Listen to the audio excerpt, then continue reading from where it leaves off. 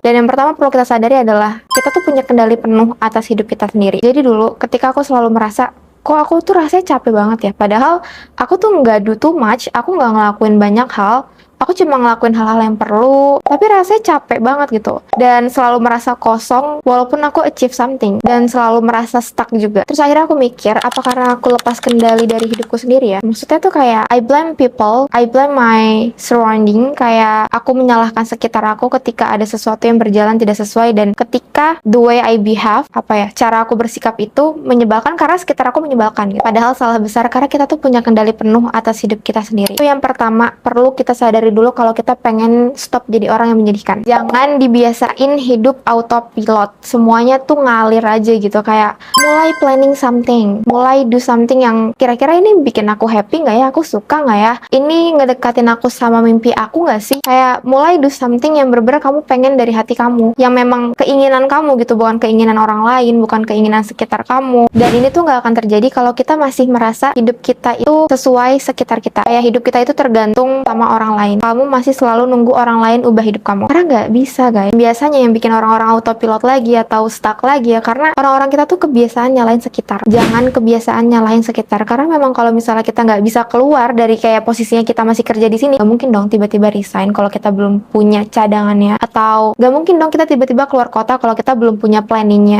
Karena kita nyalahin kita masih di kota ini, kita masih di tempat kerja ini, jadi kita nggak bisa kita nggak bisa evolve, kita nggak bisa bertumbuh, kita nggak bisa do better karena kita masih di tempat ini, sekitar-sekitar kita nggak mendukung. Stop punya mindset kayak gitu. Jangan selalu nunggu diselamatin karena kamu nggak akan pernah punya dunia yang kamu pengen, punya hidup yang kamu pengen kalau kamu selalu nunggu dunia berubah. Karena memang kita harus jadi duluan yang berubah biar semesta tuh tahu kita serius. Dan maksud aku dari kita punya kendali di sini adalah kita bisa control everything gitu. Kita bisa kendalikan semua hal yang ada di dunia ini, enggak, tapi kita bisa pilih respon dan reaksi kita. Karena aku juga ngerti gitu, kadang ada beberapa hal yang datangnya tuh tiba-tiba bikin kita ngerasa kecil, ngerasa hancur, ngerasa capek banget, burn out, stress. Tapi yang perlu diingat di sini adalah kendali itu bukan berarti kita bisa ngatur semuanya, tapi kita bisa milih kita mau respon seperti apa, kita mau nanggepin hal ini bagaimana. Setelah ada sesuatu yang terjadi ini dan mungkin bikin kita ngerasa kecil, down dan lain-lain, apakah kita mau diem aja atau kita mau coba jalan walaupun pelan-pelan? Apa kita mau biarin diri kita tenggelam atau kita mau belajar berenang pelan-pelan? Apa kita mau nyalahin keadaan atau belajar? Itu semua ada di dalam kendali kita. Itu yang aku maksud kalau kita punya kendali penuh atas hidup kita sendiri, karena bukan berarti kita punya kendali penuh atas everything that happens to us gitu. Kayak kita bisa cancel sesuatu ini nggak terjadi ke kita gitu biar kita tetap happy atau apa, enggak, tapi kita bisa pilih reaksi dan respon kita seperti apa ketika ada sesuatu yang terjadi atau datang ke kita ini. Karena jujur ya, ketika aku mulai belajar dan paham, nggak cuma yang belajar tapi memahami kalau oke, aku memang punya kendali atas hidup aku sendiri, aku bisa milih reaksi aku atau respon aku seperti apa ketika something bad happen. Aku tuh ngerasa lebih enteng aja gitu, lebih enak karena aku nggak seketika langsung nyalahin keadaan, seketika langsung down atau hancur atau gimana. Aku langsung mikir kayak apa yang kira-kira bisa aku lakuin, apa yang bisa aku coba lagi, apa yang bisa aku ganti. Ini tuh terjadi karena apa ya? Karena aku ngelakuin apa ya? Jadi aku tuh langsung fokusnya ke apa yang bisa aku lakuin, bukan langsung nyalahin keadaan. Kalau dulu